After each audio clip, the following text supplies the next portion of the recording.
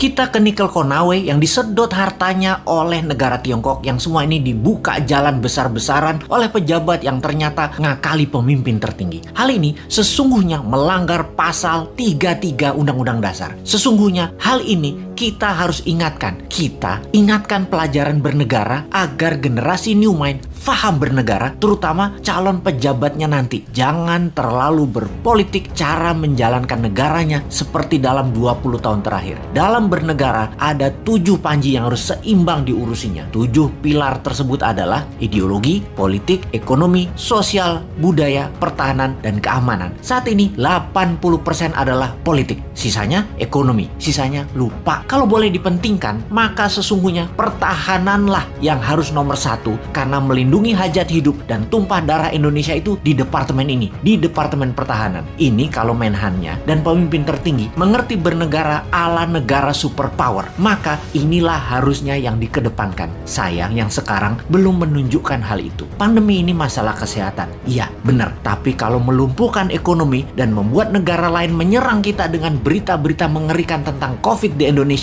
dan pemerintah saat ini tidak mengcounternya, ini menunjukkan lemahnya hubungan internasional dan pertahanan luar negeri Indonesia. Tidak ada counter propaganda di luar negerinya. Berita Indonesia demikian parahnya di luar negeri. Seakan pandemi di Indonesia itu paling parah, lebih parah dari India yang memapar hampir 30% manusia di India. Sementara di Indonesia itu hanya 10%-nya India, tapi citranya di luar negeri lebih parah. Itu saja contoh bagaimana bernegara Indonesia itu jago kandang, dan ini berbahaya. Itu nanti oleh New Mind tidak boleh terjadi lagi. Represif menekan itu jangan ke rakyat, tapi negara lain yang merugikan kita itu yang ditekan. Kembali ke negara berdaulat dan pejabatnya faham bernegara, maka setiap langkah harus menguntungkan masyarakat adalah wajib, serta melindungi tumpah darah Indonesia itu adalah wajib. Lalu kita semua tahu apa yang namanya nation interest. Setiap negara punya tujuan bernegaranya. Demikian juga negara besar seperti Tiongkok. Negara ini mau menantang Amerika sebagai New World Order, sebagai sheriffnya dunia. Di kampanyenya mereka selalu manis, tidak mau perang tapi maunya dagang. Dan ternyata dagangnya selalu menguntungkan Tiongkok lebih banyak dan mengambil bahan baku negara lain. Tetapi propagandanya manis, Tiongkok mau bantu, Tiongkok bantu. Sungguh, kalau negara mau menjadi negara superpower, maka negara tersebut harus ada yang didominasi. Makanya Tiongkok yang telah mendominasi perdagangan dunia, mendominasi distribusi dunia, mendominasi produk murah, mau mendominasi energi yang namanya baterai.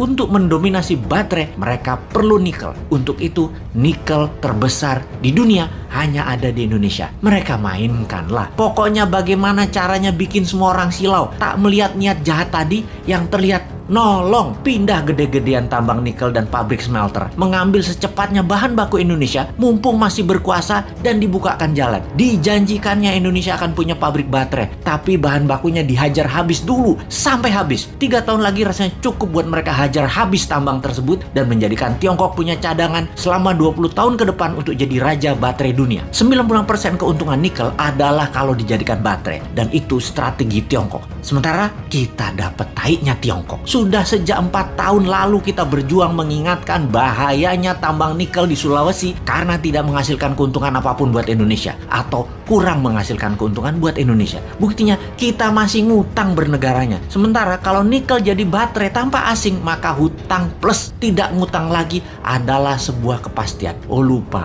doktrin di kepala para pejabat Indonesia saat ini kan Indonesia tidak mampu berdiri sendiri tanpa asing. Wahai pejabat, realistiklah. Kalau nikel tambangnya membuat kita kaya, saat ini kita nggak ngutang lagi sekarang. Tetapi mengapa masih ngutang? Mengapa masih naikin pajak? Pejabat tertinggi, sadarlah. Pejabat-pejabat tadi berlindung di balik kebaikan Anda. Namun sesungguhnya kebijakan mereka membahayakan Indonesia, anak cucu Anda, dan anak cucu kita.